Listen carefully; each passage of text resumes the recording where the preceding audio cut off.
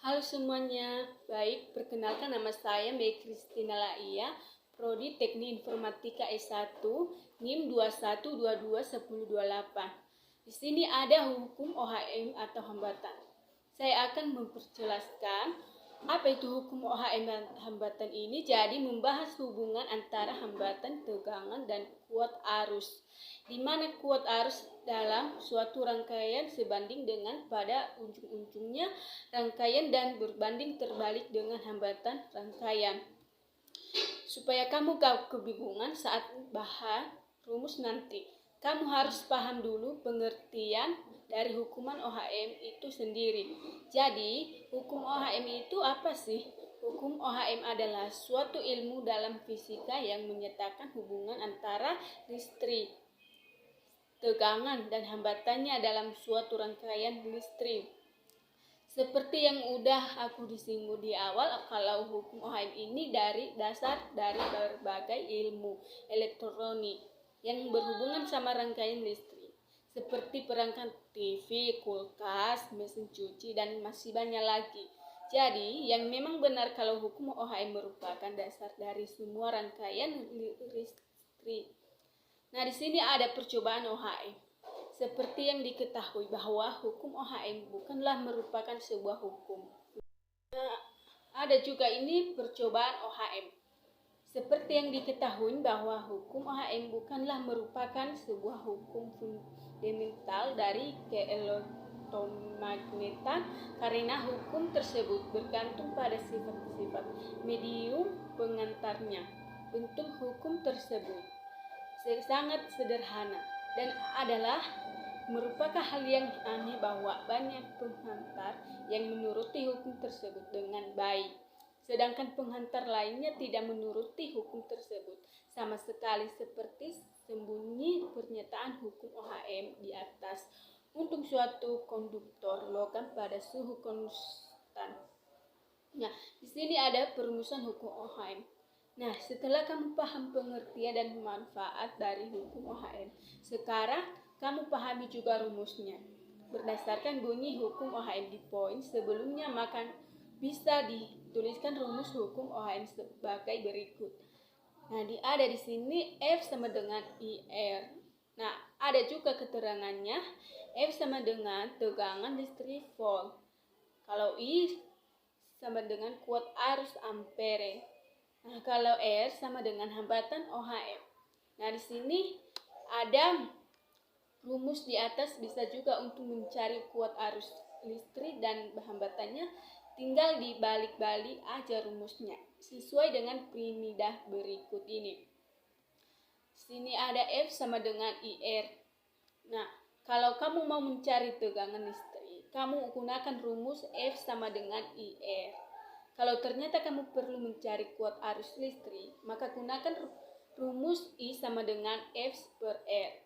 Nah, kalau yang kamu cari adalah hambatan listrik, maka gunakan rumus R sama dengan F per I. Intinya kamu perlu mengingat piramida itu aja ya, akan lebih mudah dalam mengingatnya. Contoh soal ada di sini. Pada sebuah rangkaian listrik terdapat penyuplai daya dengan tegangan 20 volt. Hambatan pada rangkaian tersebut kuat arus yang mengalir dalam rangkaian tersebut. Nah, di sini ada pembahasan. Diketahui F sama dengan 20 volt. R sama dengan 20 OHM.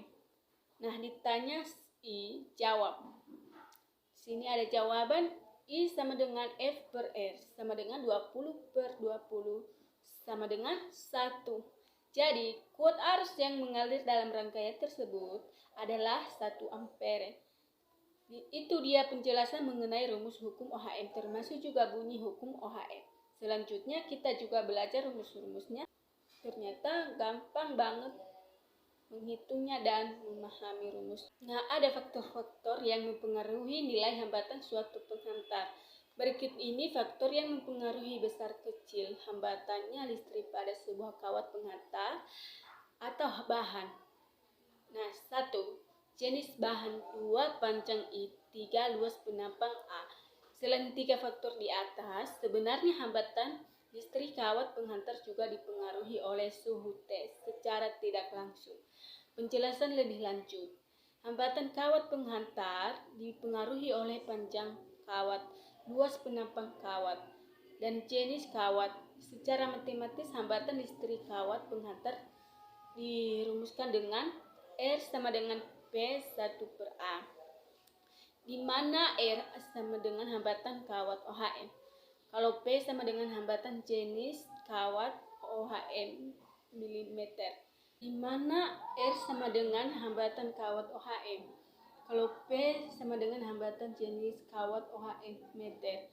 Kalau I panjang kawat meter. Kalau A sama dengan luas penampang kawat meter kuadrat.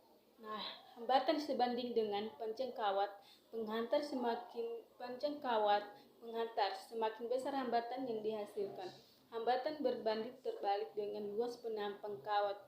Semakin kecil hambatan yang dihasilkan, hambatan sebanding dengan hambatan jenis kawat.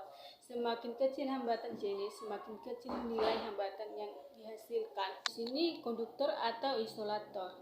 Apa itu konduktor atau isolator? Konduktor adalah zat perantaran yang mudah menghantarkan listrik, panas, serta suara. Contohnya logam seperti aluminium, baja, besi, dan lain-lainnya. Isolator adalah benda yang sulit menghantarkan panas seperti ebonit, plastik, lain-lainnya. Nah, di sini ada juga susunan hambatan pada rangkaian listrik. Dalam rangkaian listrik dinamis dikenal yang namanya hambatan atau sering disebut resistor. Ia berfungsi menghambat arus listrik. Dalam rangkaian, apa sebenarnya itu resistor dan bagaimana ia dirangkaian dan sebuah rangkaian listrik. Nah, apa itu hambatan?